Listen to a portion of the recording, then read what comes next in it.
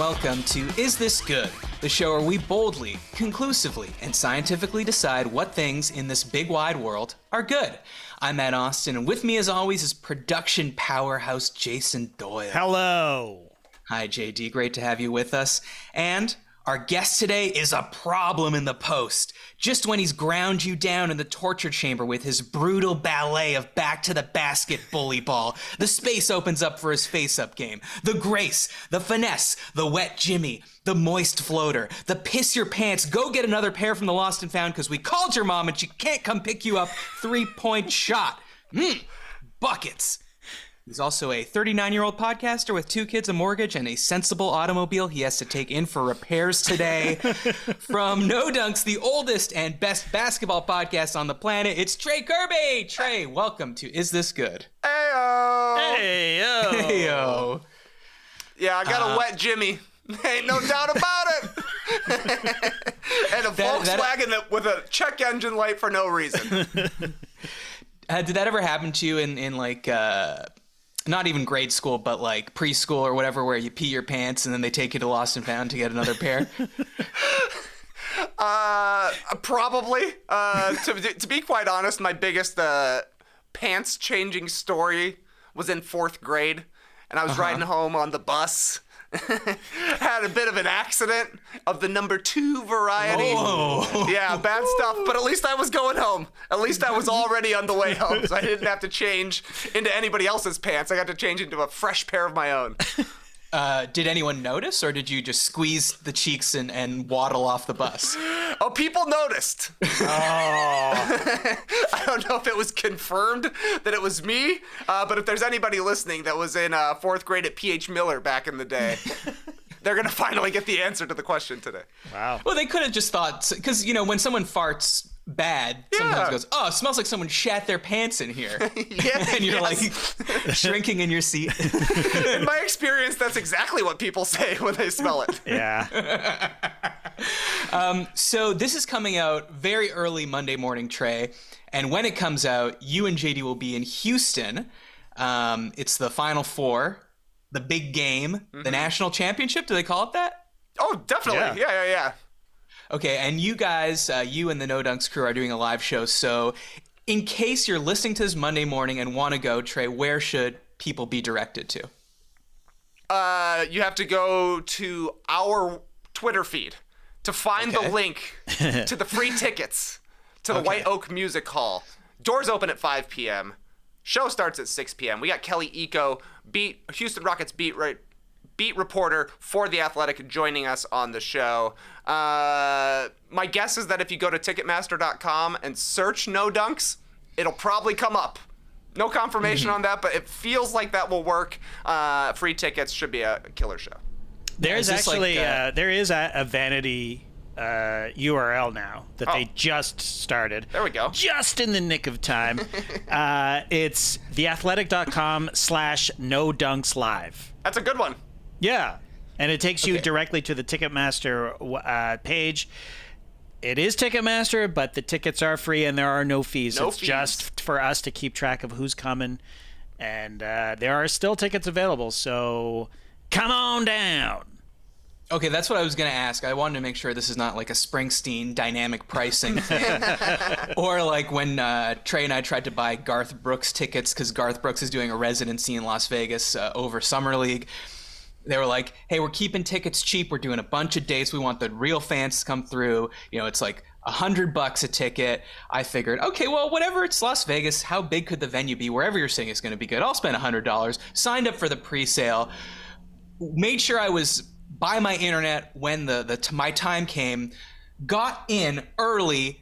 There was no ticket below like $375. I said, sorry, Garth. I'm not paying that to see you. But your show is free. Yeah. Yeah, if you can't go to Garth, come to No Dunks. Pretty similar. Similar stuff. Yeah, it's really, truly the same. Trey, we have some big news in the Is This Good world. We just had our first ever Patreon live stream hangout last night. Very cool. It was very fun. Basically, JD and I were on a Zoom, and people came on to ask us questions and discuss things like if I should interview JD's neighbor, who's a sheep herder, on the show. My answer is yes. Yeah. The move I pull these days is I always go down to the cul-de-sac, turn around, and then park on the street. Maybe this all ties in together. I drive a Volkswagen. It's low to the ground, so I bottomed out getting out of the driveway. So now I'm a street parker because that car just rides too low. Right. Absolutely too low. Maybe that it jostled something, and now I got to take it in.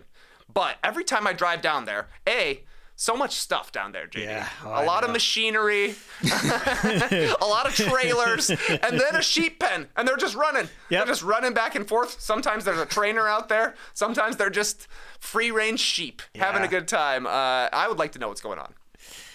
Yeah, I just want to be clear. This isn't a bit or a euphemism.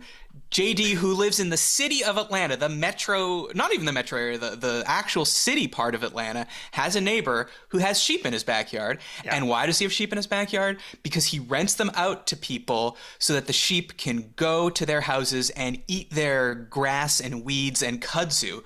So they can, in an environmentally friendly way, mow their lawn. It's insane. Anyways, did you, Matt? Did you hear about the viral sheepdog from Atlanta?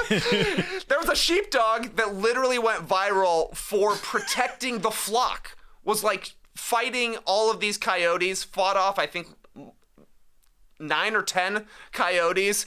They had a picture of this sheepdog, and it has like craziest eyes of all time. Like, it has been through a real battle. Wow. You gotta, as a sheepdog in 2023, you really gotta perform to go viral. So shout out to this dog. I can't believe I'm saying yes, but I actually did see that. It was pretty amazing. What else did we talk about, Jay? We talked about covering your eyes in a movie theater to avoid trailers. Yeah. We talked about Quinta Brunson's early days in the LA improv scene. Yes, we actually discussed that. We talked about shadows, specifically my shadow and how it scares me. We talked about Cutco knives and pyramid schemes.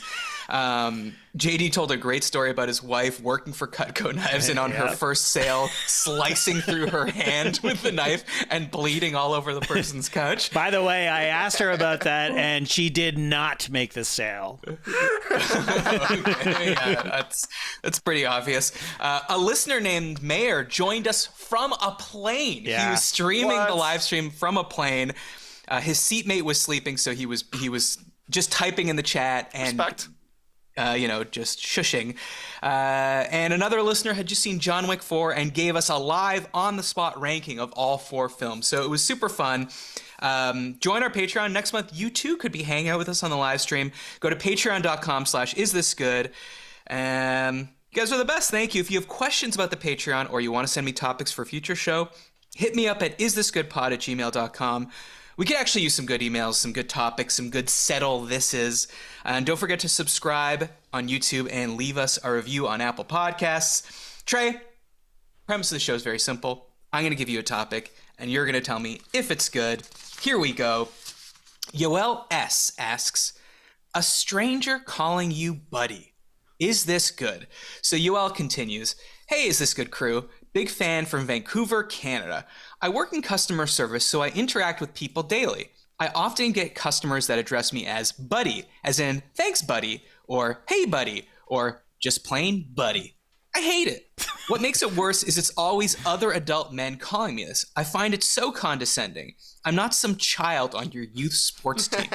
What do you guys think? Is calling a stranger buddy good? Thanks for all the laughs, Yoel. So I'm just going to say that right off the bat, I think this is not good. I hate it. I get called buddy a lot. And in my head, this is because I am of a small stature and I feel like people can condescend to me. So what I'm curious about, Trey, is do you get buddied as a 6'4", 6'5" man, problem in the post? Do you often get buddied? I'll get buddied. I'll certainly get buddied. And I hate to say it, I'm buddying everybody. Really? Oh, yeah. I'm buddying buds left and right. I will say I do hear bud more often. Thanks, bud. And that to me is very, very informal. Very okay with that. And something I'd never really thought about until I heard you read what Yoel wrote in. I don't think I've ever heard an adult woman say to another adult the word buddy. Like, certainly to a child, like, can I help you, buddy? Something like that. Yeah. But adult to adult, it's only men saying buddy, which means it's probably bad. But I'm going good on this one because it could be worse. There's other little catchphrases I think that are worse. Pal, way worse. Chief, way worse. Yeah. Buddy, right in the middle. Well, okay, JD, why don't you bring up that slide, actually, because, Trey, this was something I was going to bring up. I've given you some options here of things that you might call, like, a retail worker, customer service person. Chief, Yeah. buddy, bro, and let's say bro and bra are the same here. Sport, pal, or boss. Which of these do you think is the best and which do you think is the worst? Okay, looking at these 6 choices, buddy and bro top the list for me. Like, most okay. To call a stranger, someone you don't know. Absolutely. So, like, in a coffee shop, you would call the barista, like, hey, bro, can I get some more soy in this? I think it would be more of a salutations. Thanks, bro. Right. Thanks, buddy. I wouldn't come up to order and say, hey, buddy, can I get a coffee? That seems that does seem a little bit more of a jab. But when you're leaving, coffee in hand, thanks, buddy. I think that's okay. I'm okay with that. Sport, no way. Boss, no way. Chief and pal, I think are pretty tough. So yeah, I'm okay. Buddy and bro, maybe they're just too much ingrained in my daily lexicon to drop them, but I'm okay with both. Chief did have a moment, like, a few years ago, did it not? Like, yeah, I'm all good with that, Chief, like that kind of thing. Yeah. Maybe it was more of just agree. a straight up Twitter thing. JD, what do you think is the best and worst of chief, buddy, bro, sport, pal, boss? Boss is the best. I like being called Come boss. on, you're not. Oh, you want to be called boss? Yeah. Okay. I'm not calling All right, anybody boss. boss. No. It is good. Yeah. So boss. if you were a barista, you would want someone to come up and say, "Hey, boss, let me get a half cap, whatever." No, I wouldn't. Let me look at the list. Confused. Thanks, boss. They're all bad. This is a very much a pick your poison kind of thing. Mm-hmm. But actually, I do think of this list: chief, buddy, bro, sport, pal, and boss. If I had to pick one, if I had to use one to speak to a barista, I would say male or female, I would say boss. Because pal, like, hey, pal, like, I'm not saying that. I'm not saying that to, like, what am I? Yeah. From the 1930s. Hey, pal, can I get a coffee over here? Buddy, I don't love buddy in general. I have used it. Hey, thanks, bud. Like, order a beer. I'm sitting at the bar. Thanks, bud. Like, just Especially if it is a bud. Yep. if it is a bud, but no, but I'm like talking to the bartender who is a stranger. But I have tried to get into the habit of, if it's a male, I will almost always say, sir. Thank you, sir. I mean, just because, even if they're a lot younger than you. oh yeah. Just as I think it's the most respectful thing you can say to a male. And then then it's women is harder because I don't want to say ma'am, thank you, ma'am, because that, it's like, what? Who am I, David Bowie? Exactly. So that one's, I just say thank you, but I will slip in as sir every so often. But You never go wrong with sir. You can't go wrong with sir. There is no, even if you're indignant, it's good, right? It's like, excuse me, sir, rather than, excuse me, boss, or bro. Hey, brah, hey, sir, could you move your stuff? Like, that's better than saying, hey, sport, move your stuff. I mean, sport is probably the worst, simply sport because sounds too weird. it's so, it's Rich guy. yeah, very rich guy. It's very talking down to. Very, very talking down. I find it interesting that you are taking it upon yourself that the buddy is because of your a smaller stature. Why? Yeah. I mean, I've never would have. I'm like, parents to kids. When they call their children buddy, I find that irritating, but it's also, you're talking down to that person. Hey, buddy, you want a cracker? That kind of thing.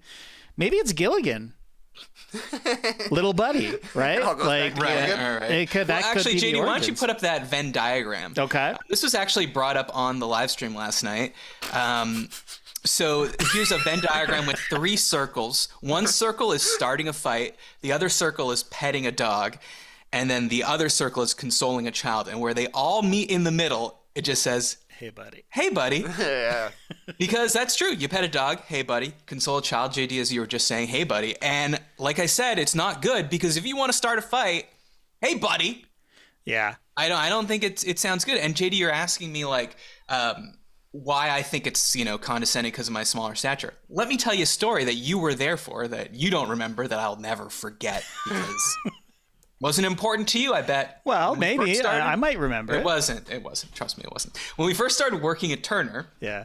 I swear it was maybe like the first day. We're getting a tour from some higher ups, and someone who I won't name, a former floor director in one of the studios. Okay.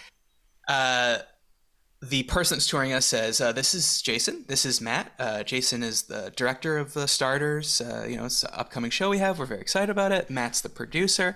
And this guy puts his arm around my neck and goes, oh, hey, buddy, this guy? Okay, you're right. I do not remember that. Yeah. So, I mean, it's not just I don't think because I'm smaller stature, but I do look young.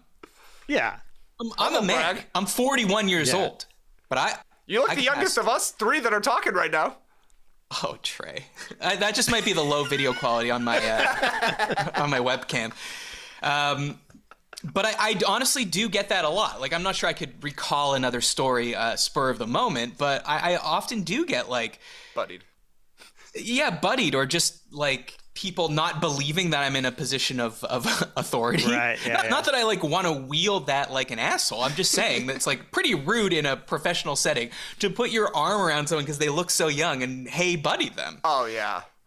That's extreme buddying, though. If you're touching another person to say buddy, then it is more infantilizing than, just a tossed off buddy. Right. But man, it really makes me rethink things.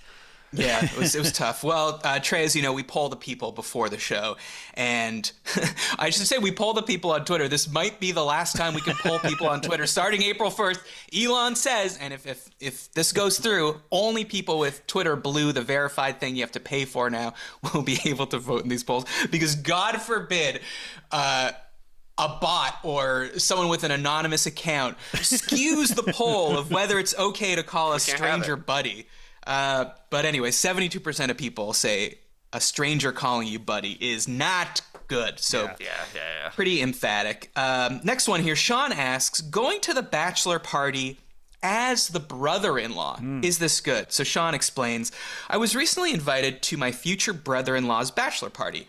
This would likely be my last bachelor party until we get into second wedding scenarios, and I look at this as one last hurrah, not only for the groom, but for this stage in my life. However, I'm not too pumped to hear his buddies tell the usual jokes made on bachelor parties, especially since these ones will be aimed at my sweet sister. I also don't want to be a burden and make it awkward for any bachelor traditions because people are afraid that the bride's brother is there. I want everyone to have a good time. I understand how these things work and realize it's all fun and games. What do you think? Is going to your brother-in-law's bachelor party good? Trey, I was curious. I know your sister just got married recently, or is getting married? She's almost been married for a year at this point. Well, okay, a little off on that She one. just got married. I think she just got married, too. Okay, did her husband have a bachelor party?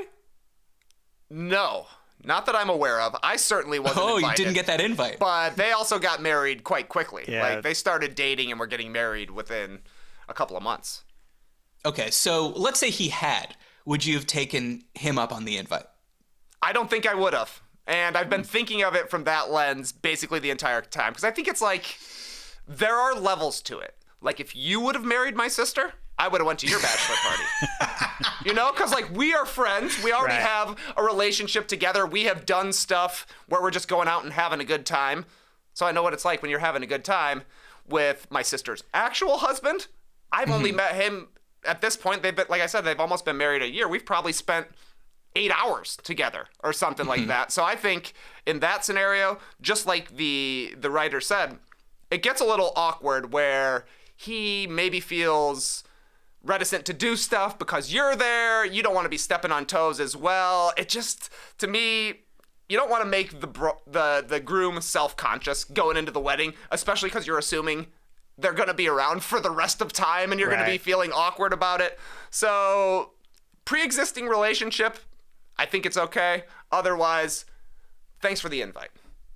Right. Yeah, you go have fun. I appreciate the invite. Politely very much. decline. Well, what if your sister is pressuring you to go because Yeah, like she wants you guys to become friends. yeah.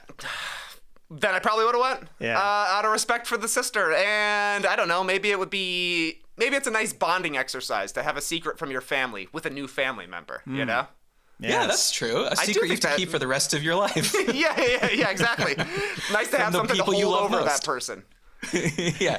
I was invited to my sister. I have a sister. She's a little bit older than me. She got married more than a year ago. I think it was, I want to say 2010. And I was invited to his bachelor party. I did not go. I can't remember if maybe I couldn't have gone. But here's one thing that's true, whether or not you're the brother-in-law. Presumably the people you're invited to your bachelor party is your inner circle of close friends, like people you're super comfortable with. Now, sometimes it happens that you have a couple people from one walk of life and a couple people for those. So those people might not know each other super well, but they both know you, you know them, you're all on equal footing. You're happy to let them mix and mingle with each other. And presumably if they both like you, they'll all get along. But to have someone where you have to be like, where you don't even know them that well, and you have to be like, oh, okay, this is my wife's brother. I don't know him. You know what I mean? Like, never mind the fact that it could be awkward, like getting into any kind of bachelor party shenanigans. I just think it's not good for the vibe to have basically a stranger Totally. in the house. Right. Yeah, I think that's exactly the thing. It's that then the bachelor is going to be like tending to your needs a little bit, right? Like trying to make sure you're included on stuff when really they should just be raging as much as they want to or not raging as much as they want to. Well, exactly. But so Sean writes, I'm not too pumped to hear my buddies tell the usual jokes, especially since these ones will be aimed at my sweet sister. I would say I don't think that's really a concern. I don't know if I've been on a bachelor party where people have just spent time Roasted the bride. roasting the bride, and if it is done, it's in like a sweet, funny way, not like degrading Right. her. Oh, you're ready for the maybe old that ball happens. and chain? Yeah, but I mean that's pretty tame. Like I Yeah, don't exactly. know. You're just saying old-timey words. Right. Yeah, like. Hey, sport! Dealing with the old ball and chain. Oh, the little lady let you out of the house for the last time, did she? My sister's a real battle axe. JD, did your brother have a bachelor party? Yeah, he did. He got married in Mexico, and the bachelor party was the night before the wedding, I think, and it was in Playa del Carmen, and it was fun. It was great. But that's my brother. So, but I did bring Lincoln, who was very, very young, very young. But wouldn't he be even been like 9? Yeah, younger, I think. Yeah. You brought him to what though? What was the venue? Well, it was we were basically bar hopping through Playa del Carmen, but it was Mexico, so we could bring him in. But and then it ended up back at the resort, and then I put him to bed, and then it continued on in the resort we were staying in. Sure. So Do you think he has memories of that? Oh, 100%, 100%. Oh, really? Yeah. So he was having fun. He was having a blast, and we bought a luchador mask that ended up Lincoln got, but we put it on my brother Ryan, and he was parading through the streets of Playa del Carmen with this luchador mask, and it was fine. I mean, I'm pretty freewheeling with my kids. It's not like we didn't go to strip clubs or anything like that. But yeah, we were bar hopping with the 7 or 8 year old, and it was great. That could have been a great sub question to this. Bringing a 9-year-old to a bachelor party is good. You're such a great dad, JD. I think that it's really about how well you know the person in advance, and less about the brother-in-law stuff. If you guys are friends. Now, I do agree with you. It is nice. Could be a nice thing to start off on the right foot to hang out with this person, get to know him, get to know his friends. And from that perspective, yeah, I guess I wish I'd done that. But I just think it's their weekend. Let them have fun, free from constraints. Yeah. And this was a real close one. 50.4% of people say going to the bachelor party as the brother-in-law is good, actually. Really? Okay. But like that's so razor thin that there's a margin for error, certainly. Yeah, people don't know. The etiquette's not set on this one. All right, one more question. Themed restaurants. Planet Hollywood, Hard Rock Cafe, Rainforest Cafe, etc. Are they good? These used to be a lot more popular, it seems to me. Definitely. I mean, these things are like, I don't even know if there are any more Rainforest Cafes. I'm pretty sure there's no more Planet Hollywoods. There's definitely Hard Rock Cafes still. That one ain't going anywhere for a while, though I'm sure they're closing locations.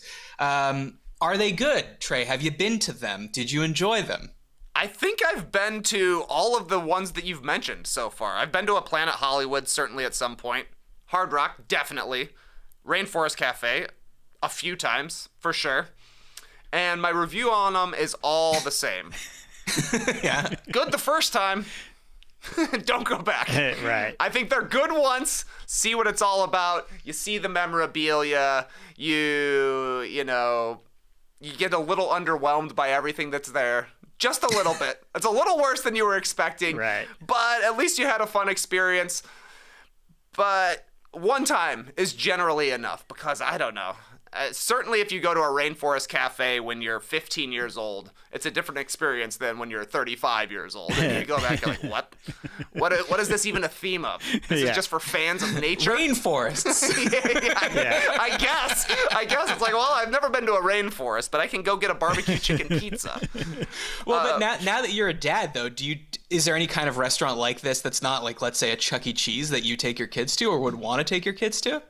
I would go to a Rainforest Cafe. Really? I think that would probably be the number one out of these choices, just because the kids like animals. They like the jungle look to it, certainly, but like, we're not going out of our way to go to a Planet Hollywood or a Hard Rock Cafe if we saw them. I don't know if you saw, Matt, they're launching NBA Courtside, a new NBA-themed restaurant in Toronto, and it's basically like Hard Rock Cafe, but instead of rock and roll memorabilia, it's all NBA stuff, starting with like, the first NBA game ever taking place up in Toronto. They got the Kawhi Leonard bouncing in thing.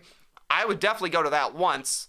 If it wows me, sure, I would go back, but I don't have very high expectations for multiple journeys to courtside, but I don't know. We'll see. Maybe they'll put one in Atlanta and we'll go all the time. Well, I guess it's just a sports bar in that case. So if you're just looking for somewhere to No. It tells not. a journey, Matt. Yeah. It tells a journey from the streets, playing as a kid, to high school, to college, to the pros, to the championships. It's a real walk of life for a basketball player. And I'm sure the menu tells a story from appetizer to main course to dessert. Certainly. Yeah, of course it does. I will say, you'll probably be as disappointed as I was to see that the menu didn't just have all puns for NBA foods. It was just like ahi tuna sliders or something like that. Normal food. Unacceptable. I know. Unbelievable to me. But I don't know. Themed restaurants, good the first time, diminishing returns after. Well, we have an expert amidst us, Trey, because I don't know if you knew this, but JD worked for how many years at the Hard Rock Cafe in Toronto?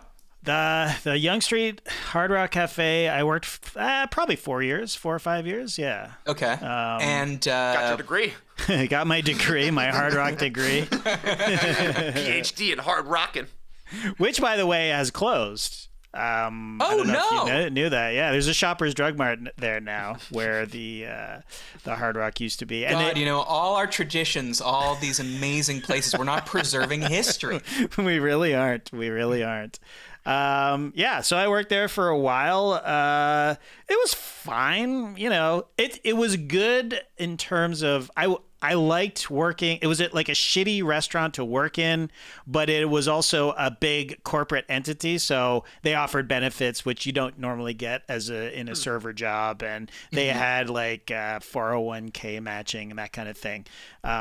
So in that sense, it was actually pretty good. And because it was a corporate store, there wasn't like a franchisee like hoarding all the cutlery and silverware and stuff. And there wasn't, because I worked in places where, there simply was not enough cutlery for the restaurant. So literally you would try to see tables, but there would be no forks and knives for them to eat because we had to wait for it to come out of the dishwasher. And you had to try to like convince people that the cool thing about this restaurant is you eat the spaghetti with your hands. That's right. Welcome to Eastside Mario's, where you eat with your hands.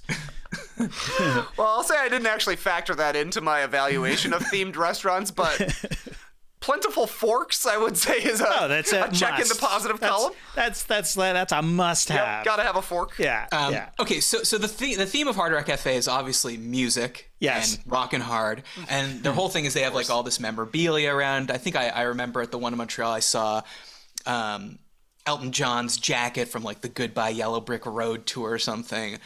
Do you remember what was your favorite memorabilia that you had at the Hard Rock? I mean, I honestly couldn't care less about the memorabilia, if I'm being honest. There's two cool things that we had. We had one of Keith Moon's snare drums, which was cool. I mean, Yep. He's a legend.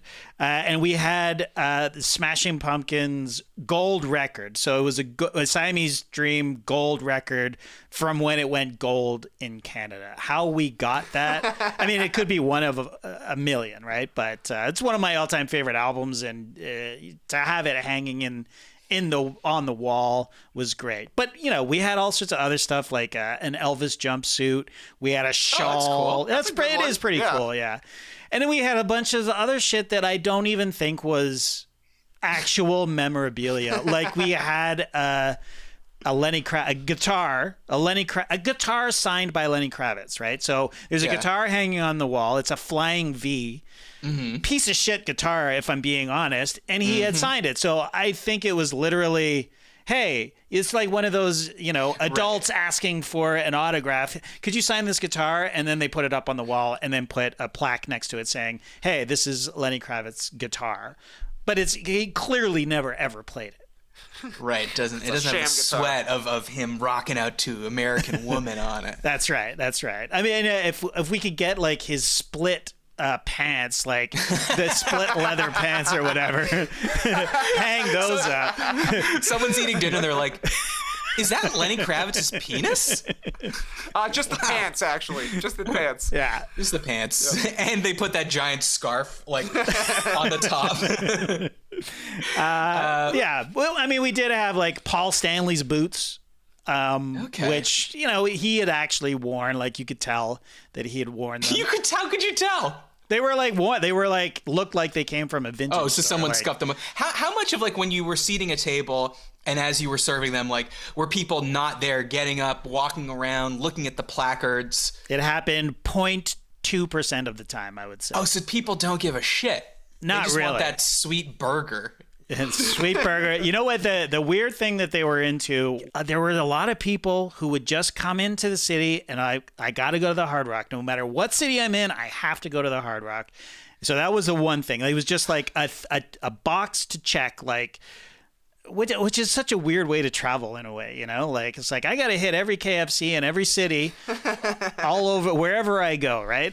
That's the equivalent to me. But the other thing was the pins. I don't know if that are absolutely roasted in Office Space was called Flair, where we as servers had to wear a minimum of 5 pins, and people would wear like so there were some like people, music pins or no, they're like Hard Rock branded pins, and some of them are rare, and so you would have people come in. I'm not kidding, with huge books filled with pins, and they would come in and try to trade pins with you. That was more of a thing than actually people walking around as though it was like a museum going, oh, wow, cool. Lenny Kravitz signed this guitar. Like, that just never, ever happened. That's similar to like Disney, right? Collecting pins, I think. Yeah, I think so. Hard Rock, I didn't realize there was such a collector influence. Oh, totally. I mean, the shirts are obviously a thing. You know, people are going and getting the Toronto shirt, the Vancouver shirt, the Chicago shirt, all over the place. But I didn't know about the pins. Yeah. That's next level. Yeah. You ever sell somebody a pin off your suspender? Yeah, what's the most valuable pin? What's the rarest pin, bro? It happened. I know that I saw a waitress sell a pin for $200 off of her uniform. Yeah.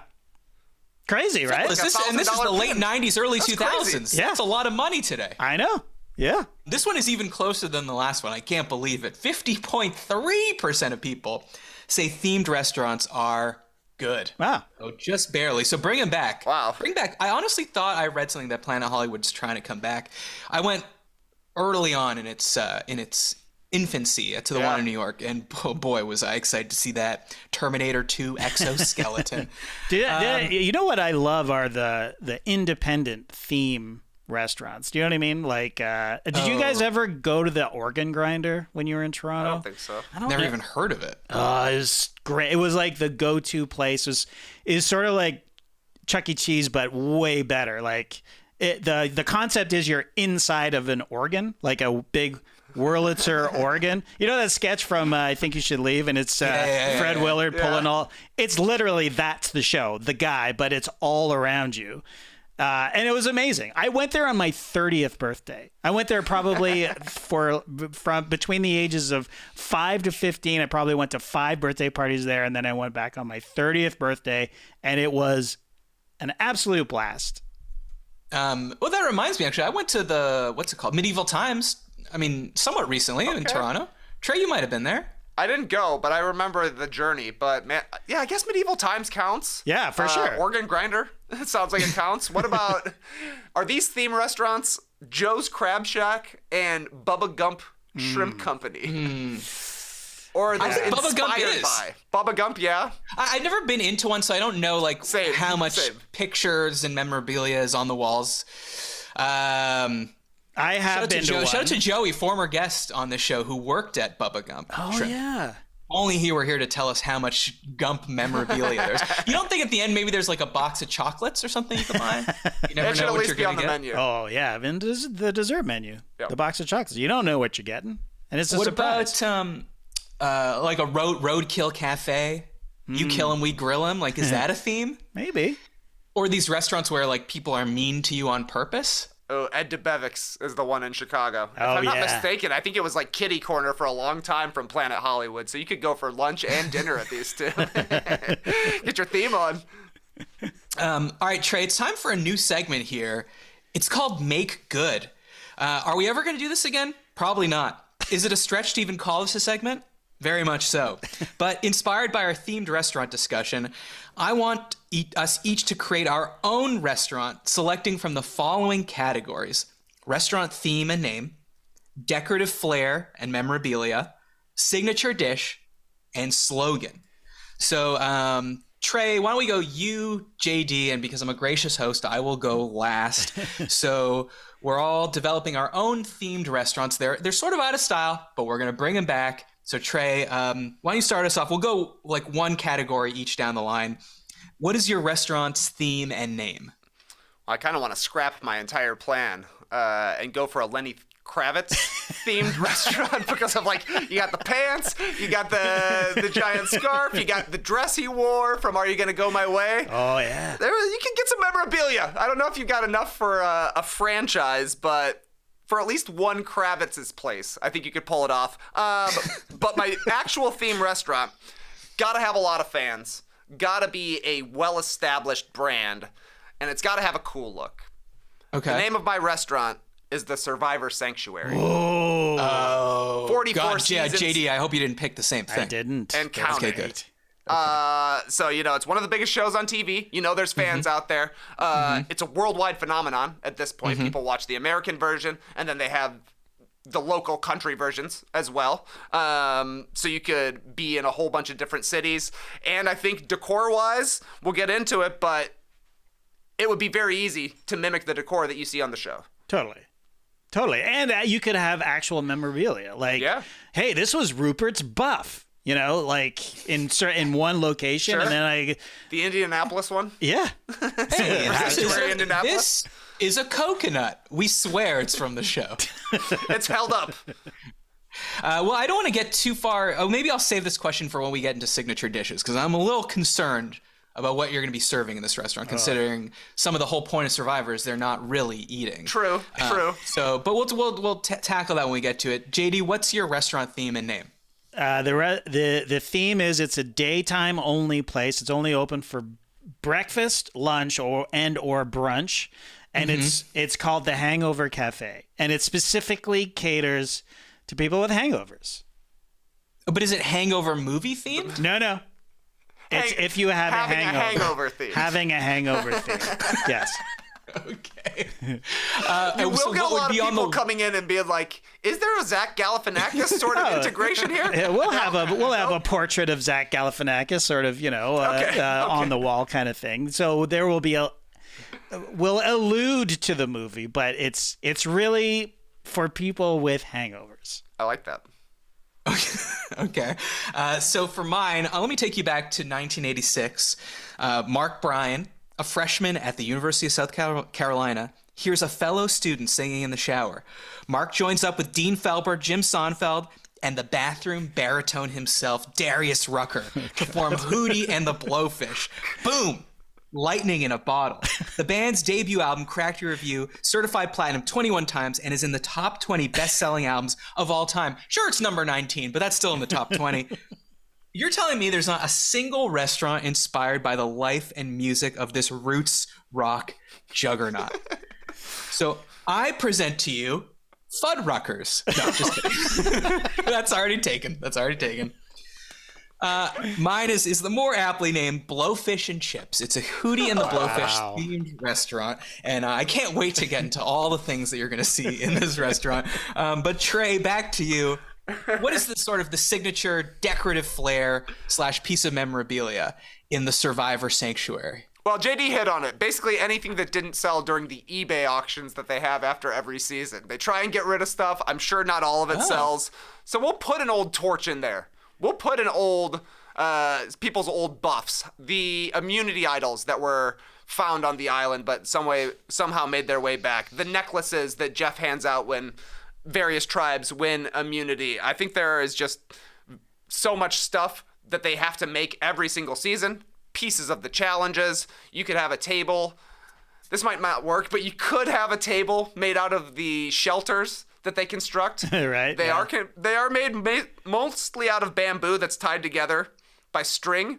So you might have some serving problems. Yeah. But how cool would it be to be like, yeah, Wendell built this table structure that you're actually eating at right now. So I think, part of it would be back when Survivor was in different locations. If the Survivor Sanctuary is in China, it will be themed much like the China season of the show. If it's in Vanuatu, it'll be the Vanuatu version of it, and we'll be populating the walls with stuff from that season's cast. Okay, so I am sort of getting Rainforest Cafe vibes here. That's another good part of it, is that if you could just take over old Rainforest Cafes have closed down in many locations, we're just sliding in, no problem. I love it. Honestly, that is genius. It's going to save you a lot of money. The restaurant business is a hard business. Yeah. JD, what's your signature decorative flair memorabilia? Right. So the flair, the uniforms that the servers will be wearing will be one of those old-timey ice bags, that you put on your head. Yeah. Like from a cartoon. Yeah, so it'll be on their heads, and house coats, obviously. And the general vibe is just going to be quiet. It's not a big open, like a cavernous, echoey space. It's very muted. We're only playing like yacht rock and mellower. Like yacht rock is as lively as we get. Like I said, we might have a portrait of Zach Galifianakis in the corner. Brody Stevens up there somewhere as well. Little allusions to the movie, but really the whole thing is about comfort and low dim light, and even a VIP section in the back where we call it the Lee Ellis room, where you get an IV of, B12. That's a good idea. And, just for the really, really, the sick ones, the really sick ones go in there to get the IV and recuperate. I am worried about your bathrooms. That's my one concern. Yeah. It's I don't think you can have urinals because it's hard to clean puke out of a urinal. You're right. I think you got to go trough or oversized bowl. Right. Yeah. With padding over every on the men's room over every station so you can lean, a nice cool soft surface for you to lean over, while you're peeing or like whatever. A church pew kind of thing in front of the toilet so you can kneel. Yes, yeah. In front of it. Exactly. Yeah. Are you going to be strict with puking, I feel like this is a risk at the Hangover the restaurant, is that people could be feeling the effects of the hangover, you know. But if somebody throws up, are you throwing them out? You throw up, we throw up? Absolutely not. Absolutely not. It's a chill spot. But although there would potentially be a chain reaction, but Barfarama. There is very much, I picture very much the Mr. Creosole in Meaning of Life scene where, how are you feeling? Better? Mm-hmm. Better? Mm-hmm. Better get a bucket. I'm going to throw up. And then you just, there's barf bags at every table, I guess. Yeah, I don't know. Clean your own. Nothing mixes with food like vomit. All right, my piece of decorative flair memorabilia, this is a big one. It's a big get. We actually got signed by Dan Marino, the football that he throws to Darius Rucker in the Only Wanna Be With You video. Wow. Man, that's huge. I know Hard Rock Cafe was going big after that one. Yeah, well, it's that line from the song, I'm such a baby because the dolphins make me cry. In that video, Dan Marino, the real Dan Marino, throws a pass to Darius Rucker. Darius Rucker drops the ball. Dan Marino goes, "Ay!" We got that ball, and Dan Marino signed it. So we're very excited to that. We might even have a wagon wheel if we're including some Darius Rucker solo stuff, but we haven't decided yet. We haven't decided if we're going only Hootie. So, Trey, what's your signature dish? Well, you kind of touched on it, Matt. It will be things that were served on Survivor. We'll have standard foods, too. You can get a burger, no problem. But our signature dish, I would say we have two. One is an appetizer, cup of rice. Yeah. You never know how much you're getting. You just order cup of rice, they bring it out. Does your tribe have a lot of rice left? You're getting a ton of rice. Does your tribe have meager provisions? You're just getting a few grains. We have no forks. Right. This is a restaurant where we have absolutely zero forks. But perfect for JD. Yeah, exactly right. Exactly right. We know that that's one of the biggest expenses that these kind of restaurants go through. It's properly forking everybody. So we're throwing that out from the very get-go. But our big ticket item that you have to try if you're coming to the Survivor Sanctuary is balut, the fertilized chicken egg that they used to eat during a lot of challenges where like you can see the little bones, but you can chew through them and that kind of stuff. It'll be like similar to like an eating challenge where you go, can this person eat a 2-pound hamburger in an hour? Yeah. We'll give you a shirt. For this, if you eat the balut, we'll give you a replica necklace. Thank you. I truly appreciate it. You got a replica necklace. JD, what about you?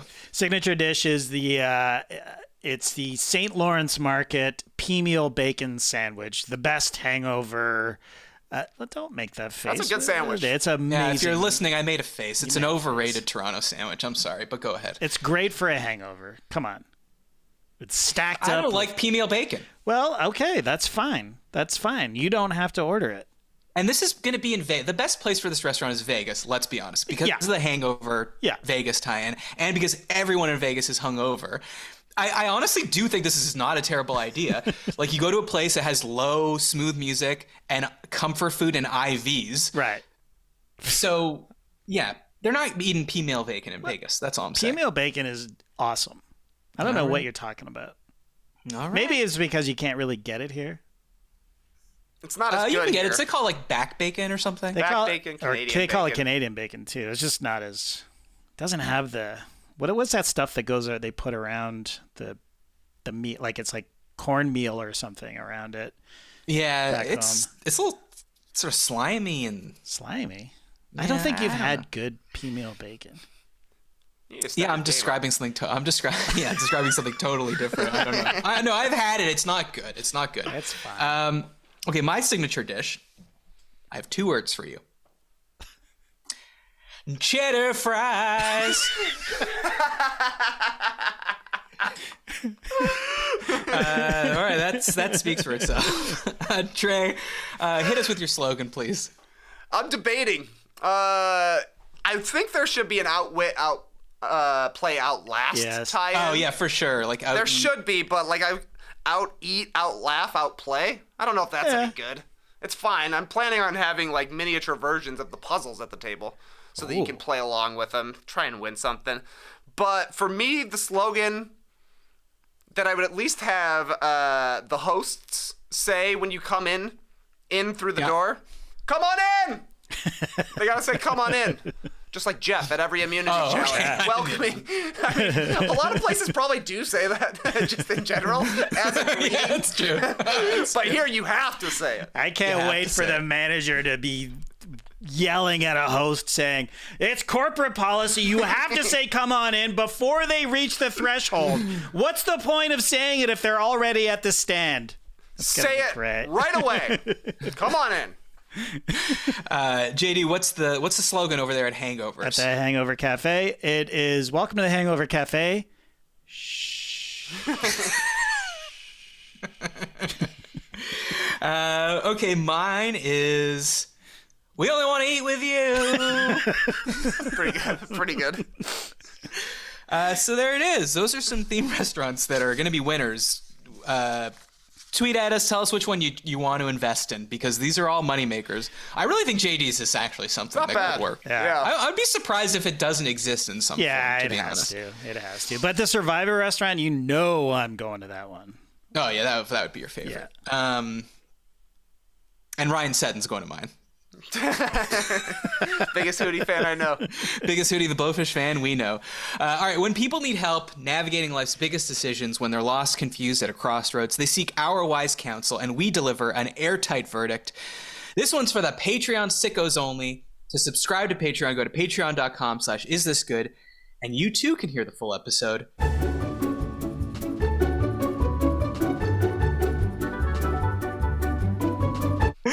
All right, that's how Settle This works. To subscribe to Patreon, go to patreon.com/isthisgood, and you too can hear the full episode where we literally just discussed whether a grown man that's working in an office can take 2 to 3 genuine shits a day. you will want to hear that.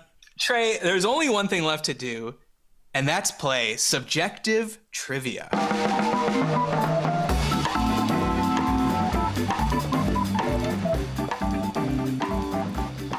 Okay, so as we said off the top of the show, you are in Houston today, about to do a live show. Have you read up or learned facts about Houston since you're going to be doing a live show there? Yeah, one of the things we've started doing for these live shows is we do a city-themed edition of the Up Down Report. So, like, local Houston things, Jeff Bagwell's batting stance, Megan Thee Stallion, things along these lines. Do you like him or do you not? And then we can get a response from the audience, that kind of thing. So, yeah, I've been doing a little Houston research. Okay, so I assume, have you looked into famous musicians from Houston? Because there's a lot. There's a lot of famous musicians from Houston. Maybe the most famous musician in the world right now is from Houston. I assume you're talking about Chameleonaire. Yeah, certainly. Obviously. No, you're talking about Beyonce. Beyonce, yes, indeed. Beyonce, not Lyle Lovett, who's also from Houston, or ZZ Top. I actually saw ZZ Top. ZZ Top made the Wikipedia page. Okay, but big. You are forgetting my favorite magician, I was going to say. My favorite... Houston magician. My favorite musician from Houston. Whitney Houston. Whoa, I didn't know she was from Houston. Okay, no, she's not. But her name is Whitney Houston. So today's question is, what is the best Whitney Houston ballad that's not a cover? So JD, if you could put up the options. Why did I say not a cover? Because I didn't want to have I will always love you. I will always love you in there because I thought that would probably win right away. So just to make it more interesting, your options are Greatest Love of All, I Have Nothing, Saving All My Love for You, Didn't We Almost Have It All, and All at Once. So Trey and JD, do you need a refresher on any of these songs? I do. All at Once. Yes, definitely that. Okay. All at Once is right.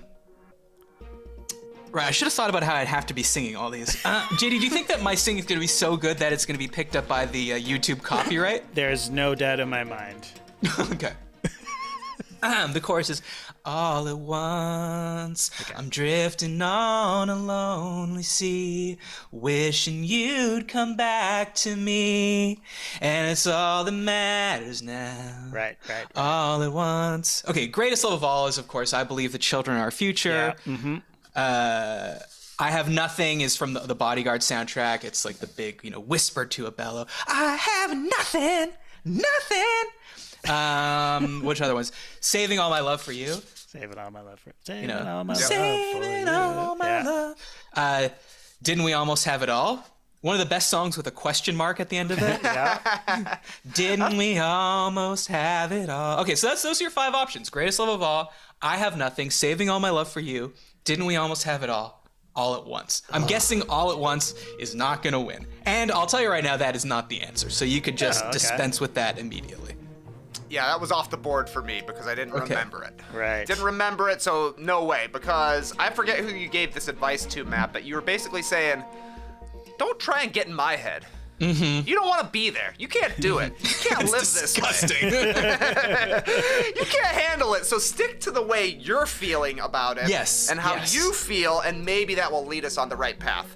So can we just pull those up real quick again, JD? Because 2 stuck out to me right away. First one, maybe because it's the longest, maybe because it has a question mark.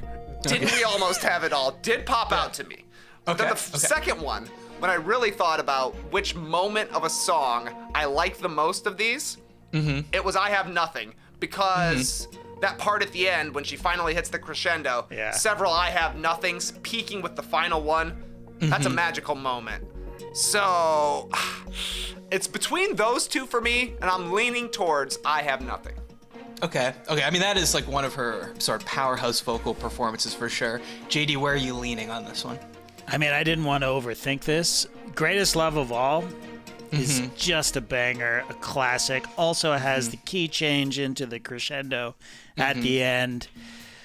Oh, let me pull them up one more time. So Trey, you're thinking I Have Nothing? I'm gonna go in for I Have Nothing officially. Okay. Are you concerned Greatest Love of All is a little cheesy, JD? I Believe the Children Are Our Future. I'm not concerned about that because I know you have a soft, gentle heart. Under it all. But he doesn't have children. Yeah, but It doesn't mean I don't believe they're our future. By definition, you don't believe that future. much, but that's what I'm saying. I'm not trying to get in your head anymore. I believe the children are our future. Teach them well and bring them to a bachelor party when they're 9 years old. Okay, yeah, I'm going Greatest Love of All. Okay. I'm sorry, guys. We are not matching on this one. The correct answer is Saving All My Love for You. Wow. I think this is not only just a great song, but the lyric about a woman who loves a man who's already married. And she's just so sad that she can't find anyone else, that she's just kind of come to terms with the fact that she's second fiddle, and she's just saving all her love for him whenever he's ready to receive it. It's sort of, it sounds like a beautiful love song, but it's sort of haunting and sad. Very sad, yeah. A few stolen moments is all that we share. You've got your family, and they need you there. Though I've tried to resist being last on your list, no other man's gonna do. So I'm saving all my love for you. Awful. Whitney. But when you're just singing along to it, you're like, wow, this is beautiful. Yeah. And it's also got that part, and tonight is the night. So that's my answer. I mean, these are all... it does have a cool tempo to it, too. Yeah, these are all great. Whitney Houston, some great ballads. Much like you, I found it hard to select. Yeah, it's tough. That song, Saving All My Love for You, speaking of restaurants, theme restaurants, I worked at a place called Bermuda Schwartz. Come on. Yeah. This In is true. Toronto? Yeah, I was in good Queens Quay Terminal, Bermuda Schwartz. It's all Hawaiian stuff. That song played on the hour every hour. So I think that's why I was shying away from that one. But it is a banger. Why not just call it Bermuda Shorts? Because it was owned a by deli. guy named Schwartz? It was like a Jewish deli thing. Respect. It's like That's how you do it. Come up with the name first and then fit it around. that's right. Okay, that's why you got to listen to the end of the show, because that's the funniest thing that's been on this podcast. A Jewish deli named Bermuda Schwartz. Oh, That's insane. That is good. I also worked at a place called Ginsberg and Wong, which was half deli, half Chinese food, and that is not a joke. That place Well, was. but that makes sense, because Yeah. Jews do love Chinese food. Yeah, fair enough. That's a nice melt. But I don't know about Jews and, like, the tropics. We're not a tropical people. But it was literally like cruise wear we were wearing, like Hawaiian shirts and Bermuda shorts, and I don't know. Is that a Jewish thing? I don't know. No, what are you talking about? No. I don't know. Well, you think Jewish people are associated with, like, fun, carefree, island time vibes? No, it's more of a. It's I think of your parents living in, like, you know how you would go to Miami every Christmas Miami. kind of thing, right? Yeah, like okay. that sort of thing. Sort of vacation, sunny. Okay. Middle-aged people wearing Bermuda shorts. That's all. It's not necessarily a Jew thing, I guess. Well, the only connection I could see is that, like, in a tropical place, there might be boars, and boar's head is a popular brand of deli meats. Yes. Okay. Aside from that, I'm struggling to see the connection. Yeah. Trey, do you want to give that vanity link again for your show tonight in Houston? Show tonight in JD? Houston, so we had to get a vanity URL because you got to get these tickets very quickly. That's theathletic.com/NoDunksLive. White Oak Music Hall. Doors at 5 p.m. local time. Show at 6 p.m. And then the national championship game later, where that one team is going to beat the other team. That's right. We that's will be right. showing the game afterwards. That's right. For sure. And there will be neutral. I think they're handing out neutral to people. Okay, now, we don't sponsor Neutral on this show, JD. So I don't know how I feel about you mentioning it, but they could be a sponsor. Yes. And this did come up on the live stream last night. They would be a great sponsor because we could say the only thing that's neutral on this show is neutral. Hard alcohol, or whatever it's called. Hard seltzer? Vodka seltzer. Vodka seltzer, because, everything is like hard opinion here. Good, right. not good. It's But then very you have something called neutral, just cutting through. exactly. Beautiful. All right, hit me up, Neutral. If you guys have questions or questions with the Patreon, or you want to send me email topics, isthisgoodpod@gmail.com. Subscribe on YouTube. Leave us a review. Haven't seen one in a while on Apple Podcasts. It helps us in the rankings. We'd appreciate that. Trey, thanks so much for coming on. Have a great time in Houston. Thanks to JD. And this was good. We'll see you next week.